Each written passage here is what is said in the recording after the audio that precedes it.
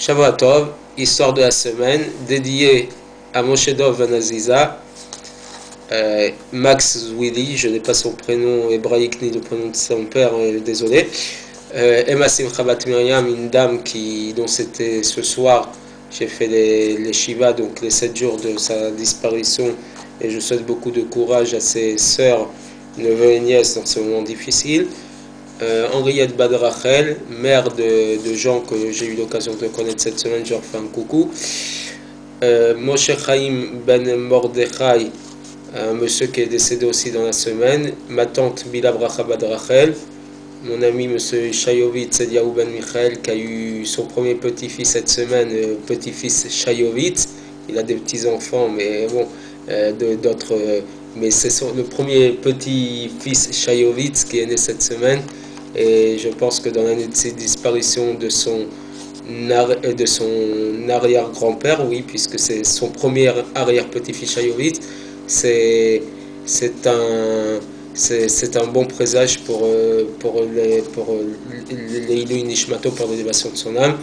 Mon Rav Shumal Ben Rav Chaim Hillel Azimov, évidemment, et enfin Mordechai Ben Naomi. Et je souhaiterais aussi la Refoua Shema, bien évidemment, pour mon père David Ben Rachel, mon oncle Yehuda Ben Rachel, ainsi que pour Shana Bat Ruth, Shlomit Chaya Bat Sarah Zouira, le Rav Gabriel Ben Sultana, Zaza Bat Zairo, Zairo Bat Zaza, Aaron Ben Zaza, Ibet Saada Bat Zaza, Zahava Devora Bat Michel Michal, Ilana Mazal Bat Esther, Yaakov Ben Rachel, Rivka Bat Devora, Rivka Bat Esther, Rina Bat Chava, Asnad Bat Baïya, Patricia Bat Miriam, Jonathan Shimshon Ben Bako, Odaya Chaya Bat Biki Rivka Shila, Chail Michael Ben Rivka, Machlou Ben Chaya, Mike Meya Chaim Ben Simcha, Esther Bat Rachel, Shalom Ben Abraham, Eliaou Ben Shomo, Ilan Eliaou Ben Ibet Chana, dont on m'a demandé dernièrement de beaucoup prier parce que malheureusement sa situation s'est dégradée. Donc j'aimerais qu'on prie tous beaucoup pour lui. Pour Chaim Ben Chamous, Abraham Ben Louise, Yosef Ben Abraham, Myriam Bat Zora, le jeune Ilan Shimon Ben Erdet Fanei Chaya qui va beaucoup mieux Baruch Hashem, Corinne Bat Faustine, Michael Refel Ben Gzala, Aziza Bat Kamir, Léa Bat Rachmouna, Atou Bat Kamuna, Ephraim Ben Tata Odet, Yosef Ben Julie Chaya, et enfin mon jeune ami Chaim Michael Ben Sabrina, qui a vécu des moments difficiles, qui aujourd'hui, ce jour même, est rentré chez lui, il est sorti d'hôpital, mais il est toujours sous surveillance médicale, et j'espère que ses parents, frères et sœurs, pourront m'annoncer des bonnes nouvelles le concernant. L'histoire de la semaine, est en rapport avec la fête de Purim, puisque ça arrive à grands pas dans moins de 2 semaines. Et à l'époque des Paritzim, il y avait à l'époque en Russie ce qu'on appelait des Paritzim. C'était des princes de domaine, donc des grands seigneurs russes qui avaient sous leur tutelle des juifs, leurs juifs, qui s'occupaient de leur résidence, de leur domaine, et qui travaillaient donc pour ces seigneurs, qui leur faisaient gagner leur vie de cette manière-là. Et on raconte qu'il y avait un de ces juifs qui appartenait à ce seigneur, qui avait pour habitude, qui était pêcheur, et ils avaient l'habitude, ils avaient fait un deal entre eux, qu'à chaque fois qu'il allait à la pêche, le premier poisson était donné pour le seigneur, et par rapport au nombre de poissons qu'il pêchait, il partageait moitié-moitié entre le Seigneur et lui-même. Donc la veille de Purim, il a été comme à chaque fois pêché, en espérant pouvoir apporter à la maison des poissons pour la Séouda de Purim, pour le repas de Purim. Et donc il est resté plusieurs heures au bord de l'eau, et il a pêché qu'un seul poisson, un très gros poisson, le plus gros qu'il ait jamais pêché, mais il n'y en avait qu'un seul. Et selon donc ce deal, selon cet accord, il devait donner ce poisson au Seigneur. Mais il a été très triste parce qu'il s'est dit, moi je suis pauvre et j'espère qu'à ma table je peux avoir un poisson. Donc il a dit il s'est dit pour une fois, je ne vais pas dire au Seigneur que j'ai pêché le poisson, et la semaine prochaine, ou la prochaine fois, je lui donnerai un en plus pour rattraper ce poisson que je ne lui ai pas donné. en espérant que le Seigneur ne le sache pas. Mais lorsqu'il est arrivé chez lui et qu'il a donné à sa femme à faire cuire le poisson, les voisins ont senti l'odeur du poisson grillé et donc ils ont été le dénoncer chez le Seigneur en disant il a pêché un poisson qu'il ne t'a pas donné. Donc le Seigneur catastrophé l'appelle et il lui dit il faut que il est où notre accord? Donc lui commence à lui expliquer, c'est la fête de Pourim chez nous les Juifs. Ok, je ne t'ai pas donné, Seigneur, mon poisson, mais tu comprends bien qu'exceptionnellement, tu peux me faire cette tova, ce cadeau, de me laisser le poisson pour mon repas de Pourim. Et donc il commence à lui expliquer l'histoire de Pourim et d'Aman, machin. Et le Seigneur le coupe au milieu, il lui dit, mais bon, il est où notre accord, machin? Et il continue de lui expliquer l'histoire, jusqu'au moment où le Seigneur, un peu énervé, il lui dit, ok, vas-y, rentre chez toi, et la prochaine fois, tu me donneras en double. Bon, arrive le rendez-vous annuel de tous les seigneurs de chaque domaine, puisqu'une fois par an, ils se réunissent tous ensemble pour décider des nouvelles règles qui vont imposer à leurs employés, leurs artisans, et notamment aux juifs de leur domaine.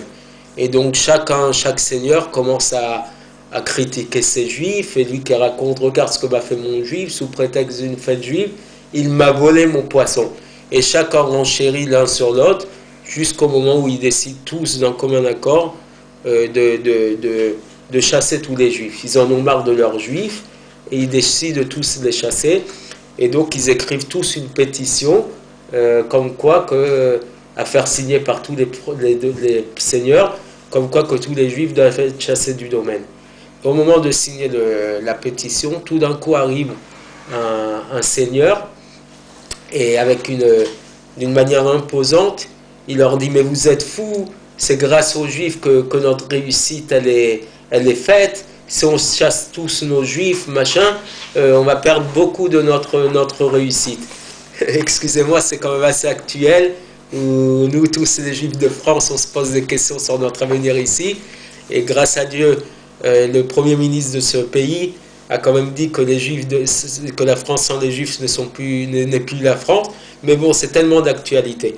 Et donc ce seigneur, avec toute sa force d'imposition, décide à un moment de déchirer tout simplement, purement et simplement, la lettre signée par tous les seigneurs, et il sort de là comme il est rentré. À ce moment-là, le seigneur en question, qui avait son petit juif avec cette histoire de poisson, il n'ose pas, mais il finit par se tourner vers son plus proche voisin, qui est en même temps un ami, et il lui dit, mais tu peux me dire qui est ce grand seigneur? Je ne le connais pas. J'ai eu honte de le dire, parce que ça a l'air d'être une des plus grandes personnalités. Et l'autre se regarde et lui dit, mais tu sais quoi? Moi non plus, je ne le connais pas. Et donc finalement, ils se sont tous retrouvés à ne pas savoir qui était ce Seigneur. Mais ça le turlupine. Qui est ce Seigneur qui nous a imposé d'arrêter ce décret-là?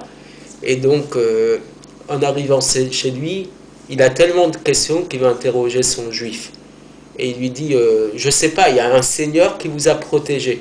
Alors le petit juif, il lui demande de lui décrire l'aspect, les habits de ce Seigneur. Et lorsqu'il lui dit comment il est habillé, il s'est rappelé comment Mordechai, quels sont les habits que Mordechai a reçus après le décret d'Aman. Mordechai yatsa bilvush malchut techelat bachuz. Mordechai est sorti du palais royal avec des habits d'azur, pourpre, avec une couronne sur la tête. Et il a dit, tu sais qui c'est qui est venu nous sauver? En vérité, c'est pas un seigneur Goy, c'est Mordechai le juif qui est venu plusieurs centaines d'années plus tard sauver des juifs de ce décret-là. L'histoire de Purim se répète année après année dans différents endroits. Il y a des Purim régionales, locales. Dans plusieurs moments de l'histoire, il y a eu le Purim d'Istanbul, de Constantinople, à différents événements. Et là, c'est encore un événement de Purim, comme quoi quand Kadosh Baruch Hu protège vraiment son peuple dans les moments difficiles. Et c'est le moment de remercier Kadosh Baruch Hu pour tous les miracles qu'il nous fait jour après jour, comme on le dit dans la Mida. et notamment la fête de Purim, qui est peut-être la plus grande fête de l'histoire du peuple juif, puisque la prétention d'Aman était d'éradiquer le peuple juif en un seul jour, ce qui n'a pas été fait Baruch Hashem. Et quoi qu'il s'arrive, quoi que nos ennemis actuels, qu'on peut nommer, essayent de nous faire, et j'aimerais aussi avoir une pensée, je ne les ai pas nommés, je ne l'ai pas nommé, excusez-moi, je vais réparer cet oubli, pour notre ami Dan Uzan, le fameux gardien de Copenhague, qui a été tué le lendemain, le samedi soir dernier, dans le centre communautaire de Copenhague, parce qu'il protégeait sa communauté pendant une bat mitzvah. Je pense que Akadosh Baruch Hu saura se rappeler de tous ceux qui veulent du mal à ce peuple-là, et de la même manière qu'Aman a été puni, lui et ses 10 fils, en étant pendus en place publique. Eux aussi, ils peuvent croire ce qu'ils veulent, mais ils seront aussi grandement punis par Akadosh Baruch Hu. Et lorsque Mashiach viendra, on aura peut-être des comptes à rendre, mais au moins on finira avec Triat Ametim, la résurrection des morts. Tous ces disparus se relèveront, et nos ennemis payeront cher toute cette haine et tous les massacres qu'ils perpètrent contre nous. Shavua Tov, et à la semaine prochaine.